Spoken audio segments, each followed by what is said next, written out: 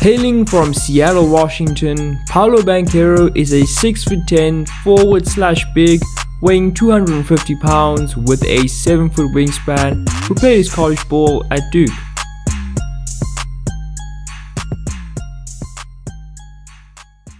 Let's start with Paolo's offensive game. He loves to occupy this mid-post area and has some clean moves to beat guys once he gets the ball there. He can spin past guys with ease, and his face-up game from these positions is solid. Here's an example of that. He takes his man straight into the post, backs him down, and then hits him with this hop and a little turnaround midi. Here's a similar situation. This time he hits his guy with a jab step, then backs him down, and there's that spin again. This one is slightly more complex. He throws in a double jab step and then drives to his right before faking a pull-up, which absolutely sends his defender, and that's an easy layup. Sometimes though, he'll just go straight to business and catch his man unawares. He does a good job of sealing his man early, and here he throws a little fake pass and sells it with his eyes, and that's enough to get the jump on his defender. This one starts in a pick and roll action, but the opposite corner is cleared out, and that gives Paolo space to float into, and by now we know what happens next. And if you put a smaller guy on him, he's just gonna go to work, and that's an easy 2 for him. His finishing at the basket is really good as well, and he uses his frame to help him get some of these more difficult finishes off. Yeah, he's sort of just chilling in space on the weak side, which is ideal for Duke because of his prowess one-on-one. He then turns his back to his man and hits him with a little hook shot, which is something else he also has in the bag.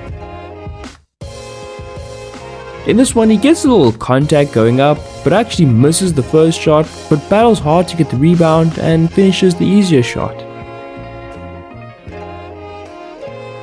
It will be interesting to see whether or not this physical dominance on offensive rebounds and putbacks translates to the NBA.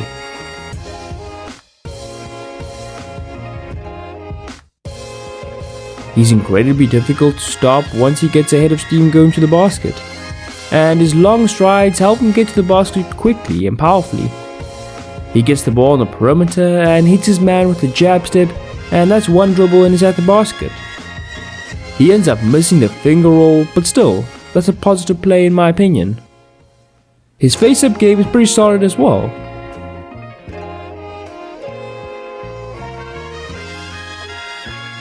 He's got the ball on the perimeter here, and he attacks his man off the bounce, but tries a behind the back dribble and loses the ball. He recovers nicely though and hits the defender with the right to left crossover, and those long strides help him get to the basket, and that's a nice finish.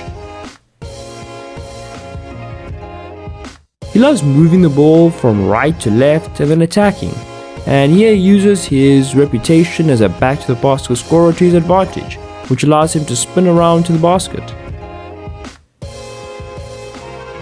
He's shown some flashes as a pick and roll ball handler too.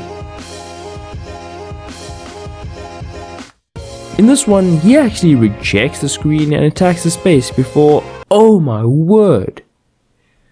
I'm really excited about his potential as a really good mid-range shooter. His shot is really nice and smooth and repeatable, so I'm confident he'll be able to hit these at the NBA level. He likes shooting them after sizing his opponent up, perhaps to try and slow the tempo down and catch his man on the back foot. He'll also throw an array of jabs and fakes to try and achieve the same thing. This little turnaround jumper over his left is a nice accessory to his postgame too.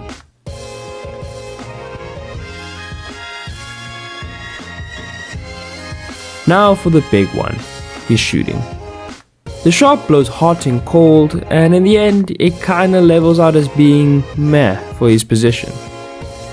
He's been around the mid to low 30s for most of the season, which is not that great. Every now and then he'll hit these though.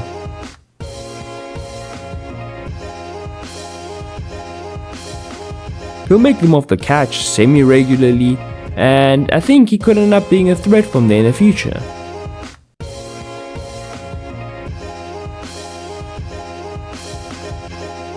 If the shot does come around and he becomes a serious threat from these situations, he could cause defenses some serious headaches. I don't think it's a guarantee he ends up being a reliable shooter, but I think he could at least be decent in certain situations. He's not a particularly high-level passer. He can make these passes on his drives, which is nice to see, but you don't really see him making any particularly high-level reads. The last thing I want to mention about his offensive game is his effectiveness as a transition player, because I think he can get out and run a bit. Defensively, I think there's some good potential, especially as a rim protector. Here, the driver gets past Wendell Moore, and that forces another Duke defender to step up, which leaves a Wake Forest player open in the paint, and Paolo rotates from his man, who's leaked to the corner, and comes up with this block from behind. The block rate is still relatively low though, so it's probably just potential at this point in time. Off the ball though, things are a bit more assured, and his steal rate reflects that. Getting his hands in these passing lanes is something he's gotten good at, and him roaming around causing havoc could be interesting. He also loves attempting these strips on drives and really disrupts the opposition, and even when he doesn't get the ball, they can still be effective. He's a bit less convincing on the perimeter, especially against smaller guys though.